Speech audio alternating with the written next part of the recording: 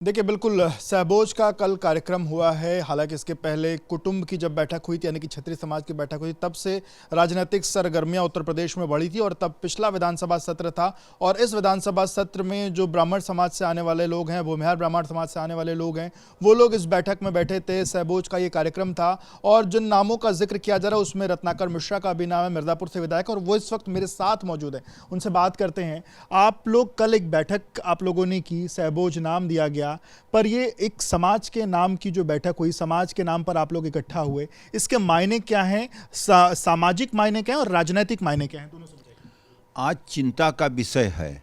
हमारा समाज जो बिखर रहा है, पश्चिमी सभ्यता कायम हो रहा है, उसके विषय में हम लोग चिंतन मंथन के लिए बैठे थे कि पहले तीन तीन पीढ़ियाँ एक छत के नीचे बीत जाती थी, पता नहीं लगता था। आज एक पीढ़ियाँ बीतना मुश्किल हो गया है। माता पिता को आपको उसमें वृद्धा आश्रम भेजने का काम करने, जो संस्कार विहीन हो रहा है। हमारा समाज जो बिखर रहा है, कैसे इकट्ठा हो कि विदेशी शक्तियां जो हावी हो रही है, हावी न होने पाए। संस्कार देने का काम है ब्राह्मण लोगों का। तो हम लोग इसके बैठकर चिंतन मंथन कर रहे थे कि कैसे पुनः इन लोगों को संस्कारित करके मुख्य धारा में मोड़ने का काम किया। समाज को संस्कार देने के लिए ये बैठक हुई है? जी जी, पूर्ण रूप से बैठक हुआ था। और जो कितने लोग इस पूरे बैठक में, कितने विधायक शामिल हुए? करीब 4 दर्जन के आसपास। अच्छा, इस पूरी बैठक के, क्योंकि जब कुटुंब समाज की बैठक हुई, क्षत्रिय समाज की बैठक हुई, तब ये हुआ, उसके राजनीतिक तमाम निहितार्थ जो वो निकाले गए। कल जब आप लोग की बैठक हुई है, इसके भी तमाम राजनीतिक निहितार्थ निकाले जा रहे हैं, क्योंकि लगभग 52 विधायक ब्राह्मण समाज से हैं, लगभग 45-46 आपके इस बैठक में शामिल हुए, 90% विधायक इसमें शामिल हो रहे हैं। राजनीतिक मायने तो होंगे ही कुछ? कोई राजनीतिक माने नहीं है। गलियारे में क्या चर्चा हो रहा है, लेकिन हम लोग संस्कार देने का काम करते हैं। संस्कार देने के लिए कहे थे। माननीय योगीनाथ मुख्यमंत्री जी के नेतृत्व में पिछला भी चुनाव लड़े थे, अगला भी चुनाव हम लोग उन्हीं के नेतृत्व में लड़ेंगे, क्योंकि ऐसा न मुख्यमंत्री पहले हुआ था न होगा। अपराध मुक्त पूर्ण रूप से खत्म करने वाला अगर कोई है, माननीय योगी आदित्यनाथ ने खत्म किया और दमदारी से खत्म किया, कोई भी नहीं कर सकता था। और धार्मिक स्थानों का अगर कोई विकास किया तो माननीय योगीनाथ जी, आज बिंद कॉरिडोर आप देख लीजिए, अगर कोई किया है, आज अलग विंध्याचल का छटा है, माननीय योगी आदित्यनाथ जी ने किया। जिस तरीके से भारतीय जनता पार्टी वो हिंदुत्व के एजेंडे को धार देती है, पर उस हिंदुत्व के एजेंडे के बीच में अलग अलग जातियों की बैठक होना, इसके क्या मायने? इसीलिए हम लोग चिंतन मंथन के लिए बैठे थे ना, कि बैठक जातियों का हो, लेकिन मुख्य धारा में जो हमारे बच्चे इधर उधर असंस्कारित होकर बिखर रहे हैं, उनको कैसे इकट्ठा करके भारतीय सभ्यता में लाने का काम किया जाए। किसी भी बिरादरी का बैठक होना ये अच्छी बात है, मुख्य धारा में ले आना के लिए। तो पहली बैठक थी या इसके पहले भी हो चुकी बैठक? ये हम लोग पहली बार विचार किए कि इसको बैठकर किया जाए, आगे भी बैठकर इसको संस्कार देने के लिए विचार विमर्श होना चाहिए। क्योंकि ये चुनावी साल है, आप कुछ भी करेंगे, राजनीतिक व्यक्ति हैं, कुछ भी करेंगे राजनीतिक मायने निकाले जाएंगे। चुनावी साल भी है। क्या इस बैठक से ब्राह्मण समाज अपना एक जो ताकत है वो दिखाने के साथ साथ अपने लिए और अधिक सीटों की मांग करना या अपना और हस्तक्षेप करना सरकार में, क्या ये भी कोई एजेंडा था? ताकत किसको दिखाएंगे? ताकत दिखाने का कोई काम ही नहीं है। ताकत अगर मेरा है तो सर्व समाज है। हम लोग सर्व समाज को लेकर चलने वाले हैं, किसी एक बिरादरी जात के नहीं। हम लोग समुद्र में मतलब तैरने वाला, हमारा पूरा हिंदू समाज है।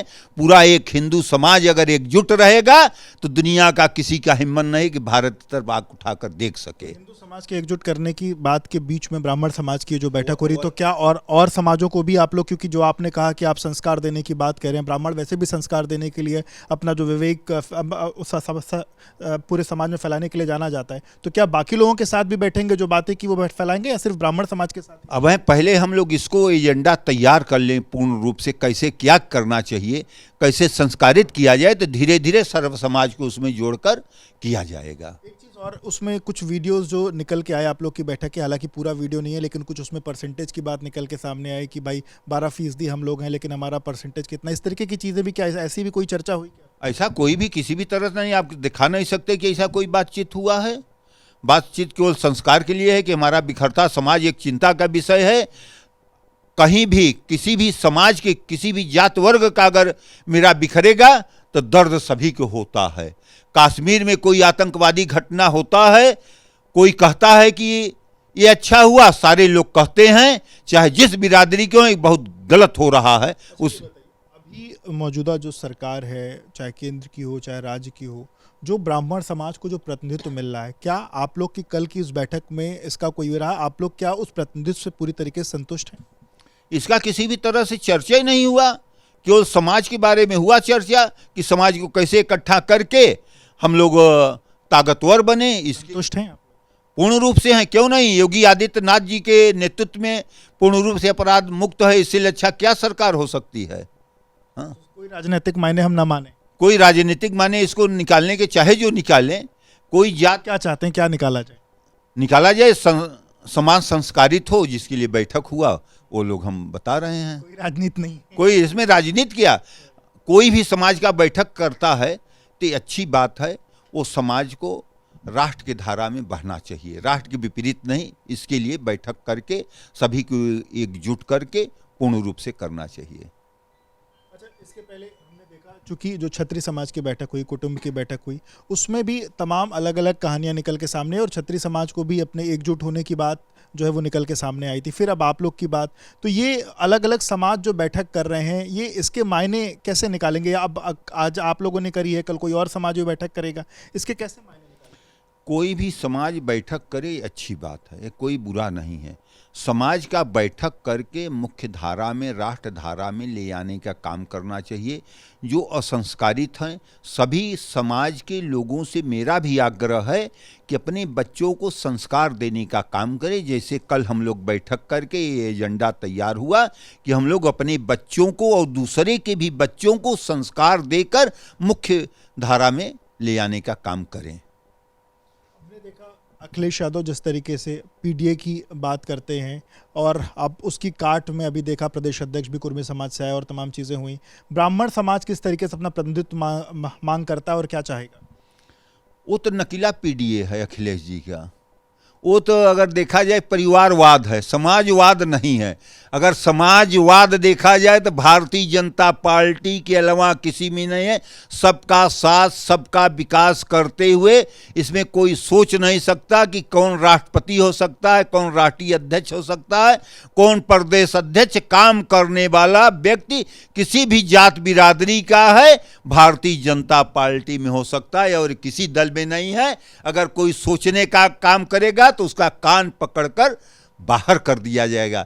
लेकिन भारतीय जनता पार्टी में हर बिरादरी के लोग सोच सकते हैं कि मैं मुख्यमंत्री हो सकता है, मैं राष्ट्रीय अध्यक्ष हो सकता है, मैं प्रदेश अध्यक्ष हो सकता है। इसके अलावा कोई भी, और सब में तो परिवारवाद है, समाजवाद उसमें है ही नहीं है। तो बिल्कुल आपने सुना रत्नाकर मिश्रा जी को, जिन्होंने बताया कि किन किन मुद्दों पर कल की चर्चा हुई। हालांकि पूरा का पूरा उनका जो फोकस है, उनका कहना है कि समाज को कैसे जोड़ा जाए, समाज जो एक तरीके से विघटन हो रहा है समाज में, उसको कैसे सही किया जाए, इन तमाम मुद्दों पर चर्चा हुई। कोई राजनीतिक निहितार्थ निकालने के लिए फिलहाल वो इनकार कर रहे हैं, पर जब राजनीतिक लोग बैठेंगे तो राजनीतिक निहितार्थ तो उसके निकाले ही जाएंगे।